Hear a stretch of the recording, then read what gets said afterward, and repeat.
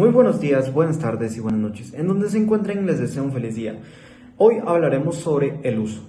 ¿Pero qué es el uso? El uso principalmente es donde una persona, le da el derecho de usar una propiedad o un bien mueble o inmueble a las necesidades del usuario, que en este caso tal vez sería mi familia, amigo o algún conocido, en donde los frutos que se dan dentro de el usuario puede percibir el bien de los frutos, pero solo a la medida que yo considere que en sí lo que considera el dueño, y que no es transferible como el usufructo, sino que solo se usa y ya.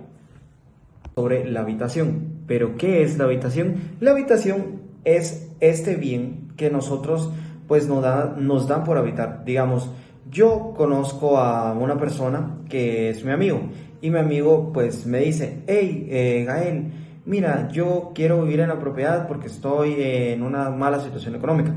Entonces yo le doy este derecho de habitación en donde el titular, donde él no me va a pagar nada y yo se lo doy de buena fe, y él puede pues solo habitar dentro de esta. Entonces él solo va a habitar dentro de esta y pues no puede hacer nada más, solo usarla para la habitación.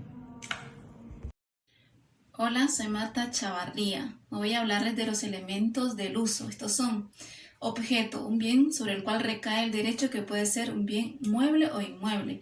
El sujeto es el titular del derecho de uso, usuario, y el propietario del bien. Y el contenido del uso es la facultad del usuario de servirse del bien y aprovechar sus frutos de manera limitada. Luego, la temporalidad puede establecerse por un tiempo determinado o de manera vitalicia, sin que esto signifique la transmisión de la propiedad. Luego tenemos los derechos y obligaciones del usuario. Los derechos son usar el bien conforme a la naturaleza y destino del derecho otorgado, asimismo aprovechar los frutos necesarios para su propio sustento y su familia, y sus obligaciones son conservar el bien en buen estado y no alterar su destino, asimismo no exceder el uso permitido, y finalmente responder por los daños ocasionados por su negligencia o uso indebido. Hola, soy Marta Chavarría. Hoy voy a hablarles de los elementos del uso. Estos son: objeto, un bien sobre el cual recae el derecho, que puede ser un bien mueble o inmueble. El sujeto es el titular del derecho de uso, usuario, y el propietario del bien. Y el contenido del uso es la facultad del usuario de servirse del bien y aprovechar sus frutos de manera limitada. Luego, la temporalidad puede establecerse por un tiempo determinado o de manera vitalicia, sin que esto signifique la transmisión de la propiedad. Los modos de extinción tanto del uso y la habitación son los siguientes: por vencimiento del plazo establecido en el contrato o acto que lo originó. Asimismo, por fallecimiento del habitacionista o el usuario, en caso de que el derecho haya sido concedido de manera personal, por renuncia expresa del habitacionista o del usuario. Asimismo, por el incumplimiento de las obligaciones del habitacionista o el usuario, cuando éste cause daño al bien o lo utilice de manera fuera de los términos establecidos. Asimismo, por la pérdida o destrucción del bien sobre el que recae el derecho, por confusión o consolidación, cuando el habitacionista o usuario adquiere la propiedad del bien y por tanto el derecho se torna innecesario. Muchas gracias. Los modos de extinción tanto del uso y la habitación son los siguientes: por vencimiento del plazo establecido en el contrato o acto que lo originó. Asimismo, por fallecimiento del habitacionista o el usuario, en caso de que el derecho haya sido concedido de manera personal, por renuncia expresa del habitacionista o del usuario. Asimismo, por el incumplimiento de las obligaciones del habitacionista o el usuario, cuando éste cause daño al bien o lo utilice de manera fuera de los términos establecidos. Hola, en esta ocasión hablaremos del uso. Este video se va a desglosar con definición y luego con un ejemplo. Bueno, Como definición, tenemos que el uso es cuando alguien usa un bien inmueble o mueble ajeno y aprovecha de los frutos. Pero solo para lo necesario, para él y para su familia.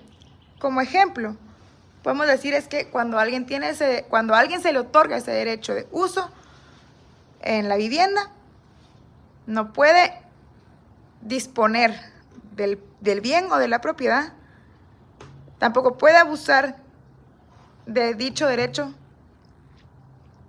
solo puede consumir lo necesario, no puede adquirirla ni venderla, solo para lo necesario. Muchísimas gracias por su atención, nos vemos en una próxima. Hola, hoy les voy a hablar acerca de los elementos, derechos y obligaciones de la habitación. Dentro de los elementos están el elemento del objeto, que es un bien inmueble destinado a vivienda. Tenemos el elemento del sujeto, que es el titular de derecho de habitación, o sea, el habitacionista y el propietario del bien.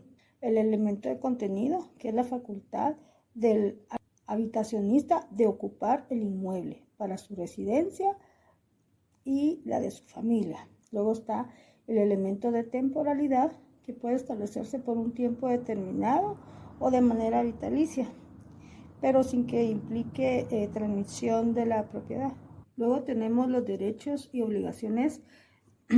Dentro del derecho del habitacionista está el habitar la vivienda sin interferencias del propietario, uso de la vivienda conforme y destino habitacional.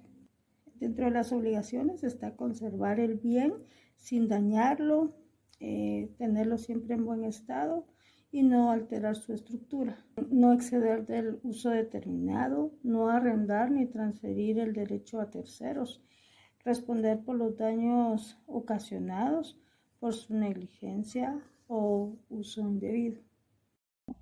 Bienvenidos a sus conclusiones de siempre. Esta vez como conclusión, ¿qué es el uso y qué es la habitación?